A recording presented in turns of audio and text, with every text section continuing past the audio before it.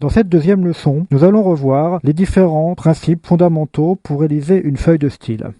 Nous allons travailler dans un premier temps sur cette page qui comporte deux paragraphes. Le premier paragraphe étant précédé d'un titre inséré dans une balise H1 qui se nomme titre. Donc nous allons travailler sur ces deux paragraphes pour pouvoir voir les différents sélecteurs des styles. Pour une page HTML classique, un style peut s'incorporer de trois manières. La première méthode que nous utilisons très peu souvent consiste à incorporer le style à l'intérieur de la balise directement. C'est un attribut de style. Voilà, style égale, entre guillemets, color. Nous obtenons ainsi ce paragraphe. Je vais enregistrer la page.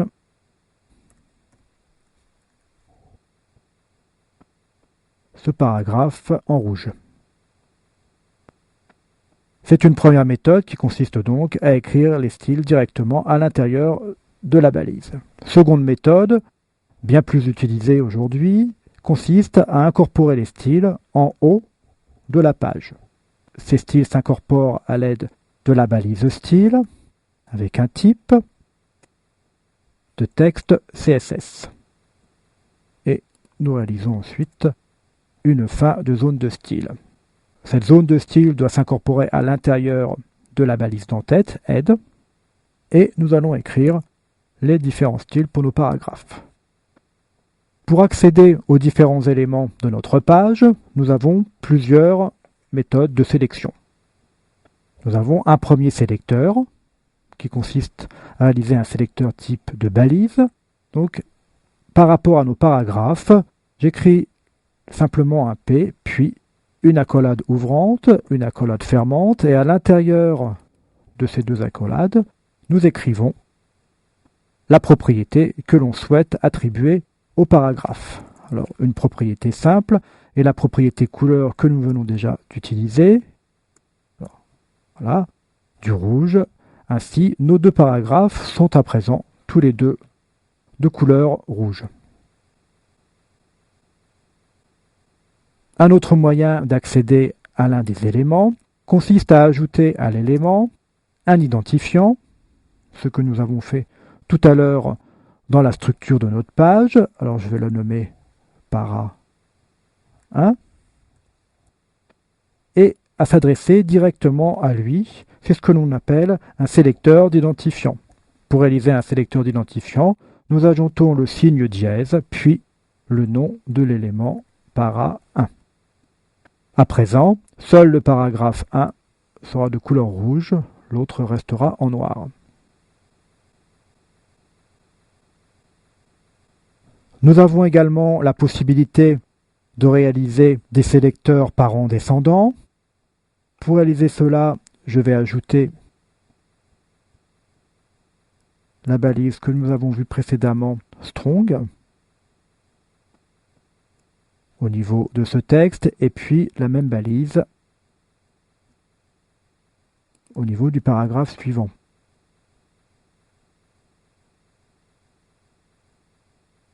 Voilà. Donc à présent, je souhaite colorier en gras uniquement ces deux mots à l'intérieur du paragraphe 1. De cette manière, nous allons écrire ce sélecteur, donc parent descendant, le paragraphe 1 et l'élément strong à l'intérieur du paragraphe 1. Un sélecteur se lit toujours de droite à gauche, donc on cible l'élément strong placé à l'intérieur du paragraphe 1. Après enregistrement, nous pouvons vérifier que nos deux mots sont bien de couleur rouge. Autre sélecteur couramment utilisé est un sélecteur que l'on appelle combinateur d'adjacence, qui permet de cibler un élément placé immédiatement après un autre. Dans le cas présent, nous allons cibler le paragraphe situé immédiatement après la balise H1. Nous allons écrire cela de cette manière, H1 plus P. Et puis, de nouveau, nos deux accolades. Je vais ajouter une autre couleur, vert par exemple. Enregistrons. Donc l'aperçu dans Firefox nous permet de voir qu'uniquement le premier paragraphe s'est transformé en couleur verte et pas le second. Enfin, autre type de sélecteur, un sélecteur qui permet de modifier différentes caractéristiques des liens. Pour cela, je vais réaliser un lien sur le premier mot, lorem. Le lien se réalise donc avec la balise A, suivi de l'attribut href égale, dans le cas présent, nous allons ajouter un dièse qui signifie que ce lien sera fait uniquement sur cette page-là, donc lorsque l'on cliquera, et puis une fin de balise A. Après enregistrement, notre lien est de couleur bleue, comme un lien classique. Pour changer cette couleur, nous allons ajouter un sélecteur à link, puis de nouveau nos accolades et une couleur.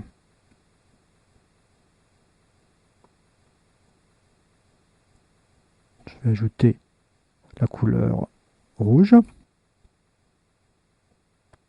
Nous allons créer donc le lien de couleur rouge.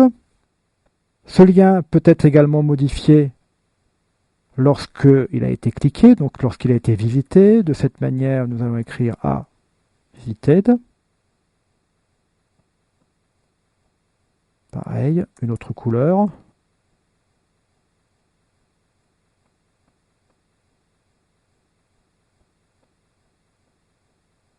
Je vais mettre du jaune.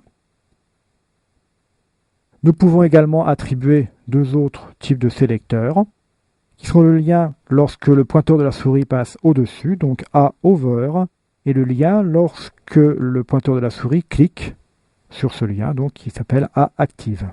Donc A over, et puis A active.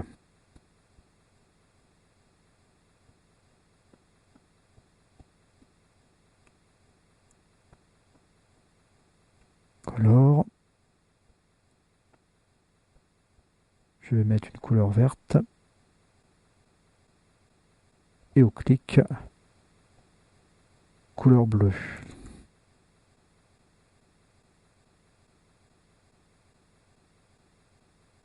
De retour dans Firefox, nous allons vérifier tout cela. Donc le lien est bien rouge.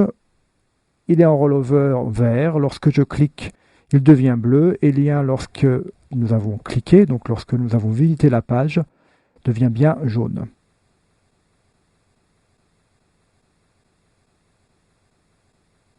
De nombreuses propriétés permettent de modifier l'ensemble de la page, notamment donc, des propriétés de texte. Les propriétés de texte, nous en avons vu une qui est la propriété color. Nous pouvons facilement modifier les différentes caractéristiques du texte, notamment sa police, font family, son corps, font size,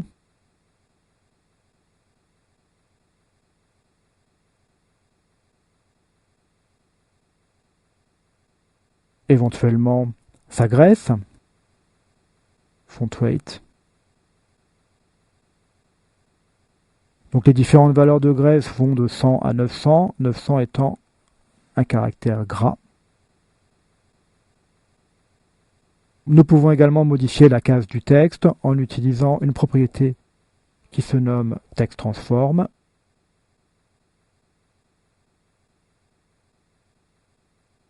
En uppercase. Mais également la hauteur de ligne, par exemple, qui serait line height. Enregistrons. Dans Firefox, nous voyons notre résultat donc, qui est affiché sur les mots encadrés par la balise strong. D'autres propriétés sont évidemment utilisables. Par exemple, nous allons pouvoir, pour une balise P,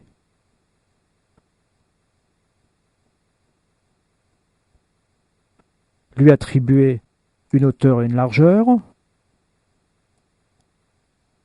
Donc width,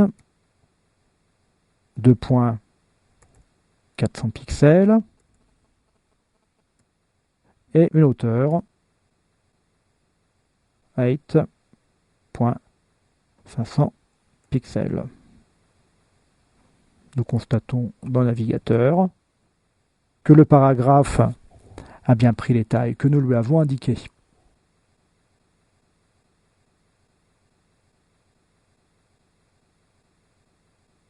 Propriété également à l'intérieur d'un bloc, on peut lui attribuer une couleur d'arrière-plan qui est réalisée avec background color. Nous allons mettre une couleur claire.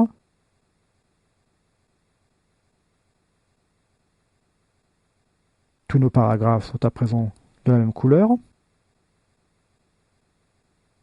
On peut attribuer également à l'intérieur de ce bloc une zone de blanc tournant que l'on nomme en CSS un padding. Padding de, par exemple, 100 pixels.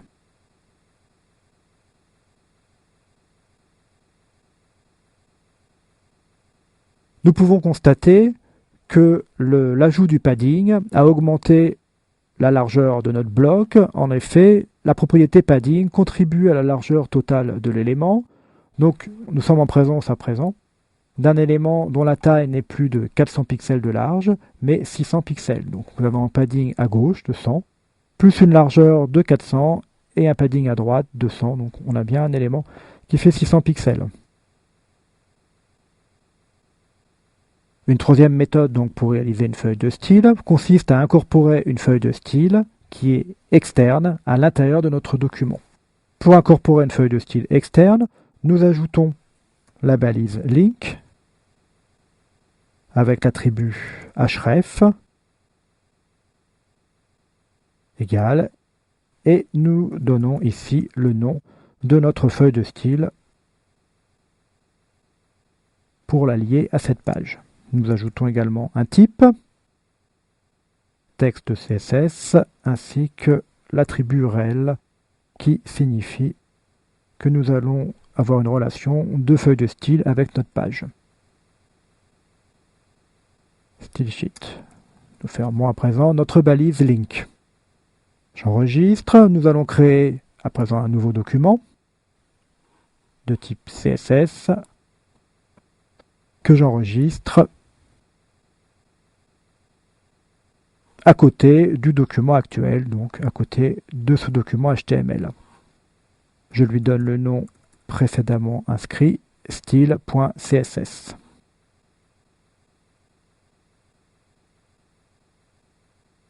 Nous revenons à présent sur notre page. À l'intérieur de la page HTSS, nous avons réalisé une première règle de style pour l'élément body, pour lequel nous allons ajouter une couleur d'arrière-plan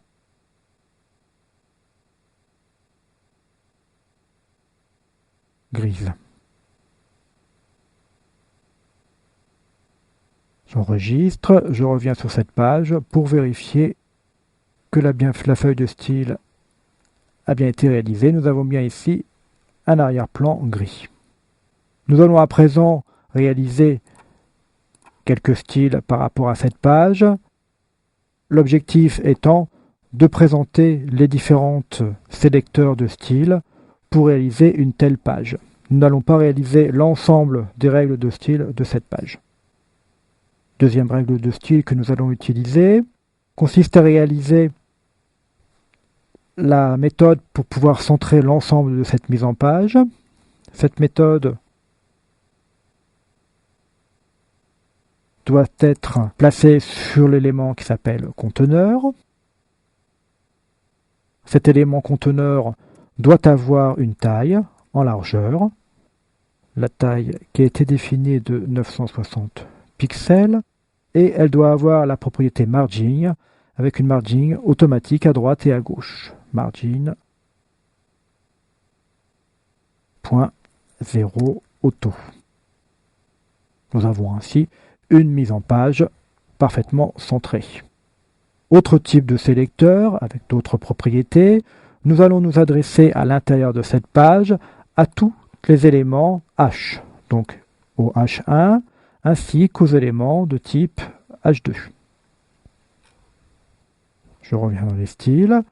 Pour réaliser une telle règle de style, nous allons écrire H1, virgule, H2 et leur attribuer une couleur d'arrière-plan. Donc color, c'est une couleur pour le texte, dièse 69F.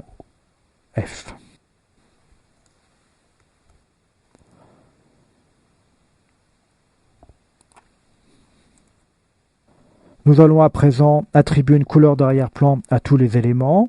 Droite, article, pied contenu, menu UL. Donc l'élément article, l'élément pied contenu, l'élément menu et l'élément nommé droite. Dièse, droite, virgule, dièse article,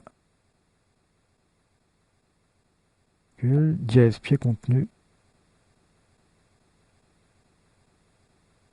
dièse menu, et nous adressons aux éléments UL placés dans menu. UL.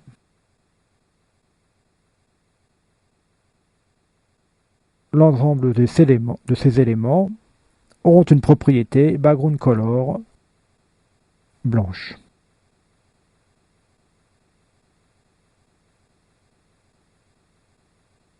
Dièse FFF. Remarquez que pour donner les couleurs d'un élément, nous pouvons utiliser cette notation hexadécimale, mais nous pouvons également utiliser une notation écrite comme white par exemple. D'autres écritures seront vues dans les leçons ultérieures, notamment une écriture consistant à donner les trois composantes rouge, verte et bleue. J'enregistre et nous vérifions dans un navigateur. Nous avons bien ainsi nos éléments de couleur blanche sur le fond gris. Notre mise en page est parfaitement centrée. Pour terminer, nous allons mettre en forme notre menu. Vous pourrez consulter dans les documents joints au DVD les différentes règles de style qui ont permis de réaliser cette page.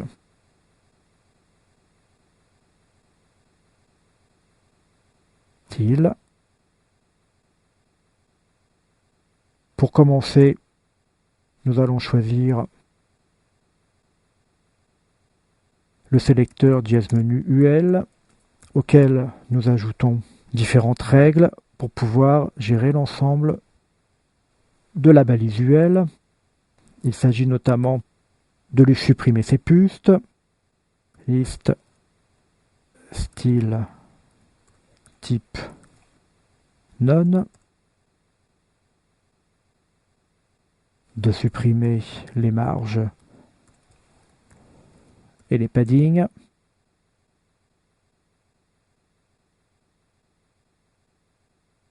de lui attribuer une taille,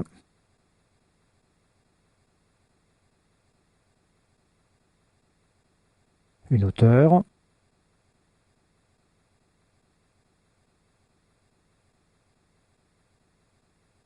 une couleur d'arrière-plan,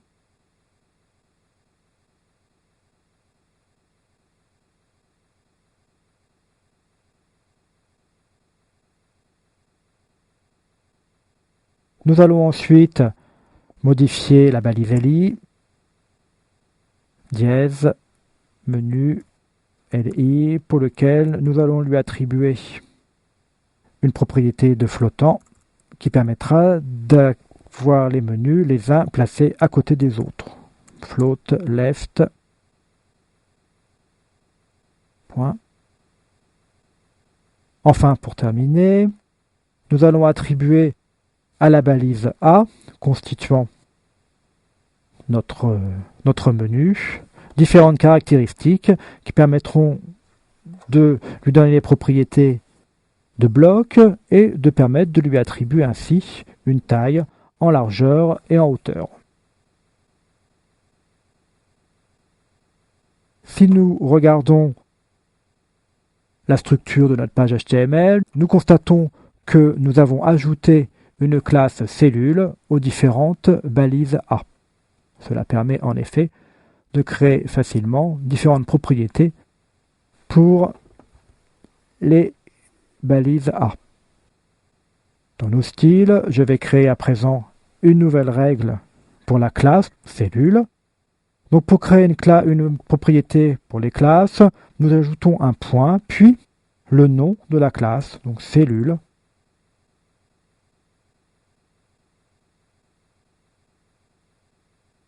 Puis les règles classiques.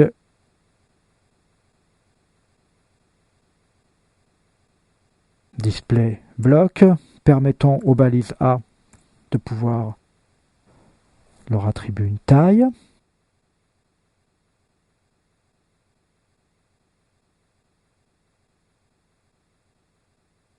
Une largeur.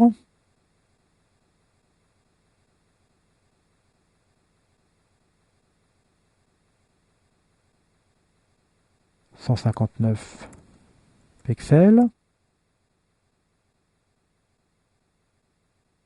Nous allons supprimer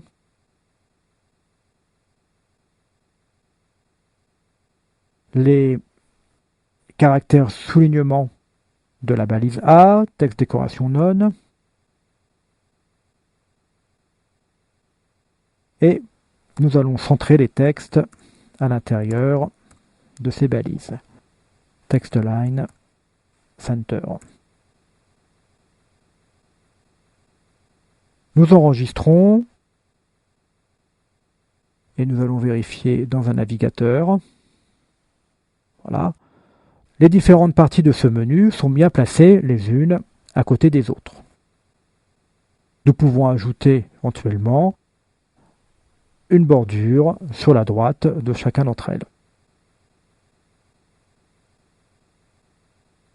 Pour cela, allons dans les styles et nous allons ajouter à la règle cellule une bordure, border, deux points, border right, deux points, solide, un pixel et de couleur grise également. Enregistrons et vérifions dans un navigateur.